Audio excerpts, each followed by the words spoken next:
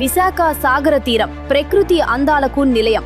కానీ గత 2 దశాబ్దాలుగా ఉవ్వెత్తున ఎగసి పడుతున్న అలలు, వరుస తుపాన్ల ధాటికి తీరం కరిగిపోతోంది. 2007 నుంచి మత్స్యకారుల జీవనోపాధి, పర్యావరణం సముద్ర కోతతో ప్రమాదంలో పడ్డాయి. ఈ విపత్తు నుంచి విశాఖను కాపాడేందుకు మోదీ ప్రభుత్వం చొరవ తీసుకుంది. జాతీయ విపత్తుల నిర్వహణ సంస్థ ఆధ్వర్యంలో భారీ రక్షణ ప్రాజెక్టు కోసం 178 కోట్ల రూపాయల నిధులను కేంద్ర ప్రభుత్వం మంజూరు చేసింది. విశాఖ నుంచి భీమిలి వరకు 30 ప్రభావిత ప్రాంతాలను నిపుణులు గుర్తించారు. అత్యంత ప్రమాదకరంగా మారిన ఆర్కే బీచ్ లోని గోకుల్ పార్కు నుంచి కురుసురా జలాంతర్గామి వరకు 71 కోట్లతో రక్షణ గోడలు మరియు పైల్ ఫౌండేషన్ పనులు చేపట్టనున్నారు.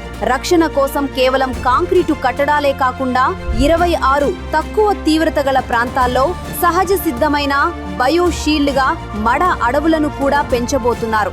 National centre for coastal research ఈ ప్రతిష్టాత్మక ప్రాజెక్టుకు డిపిఆర్ ను సిద్ధం చేస్తోంది.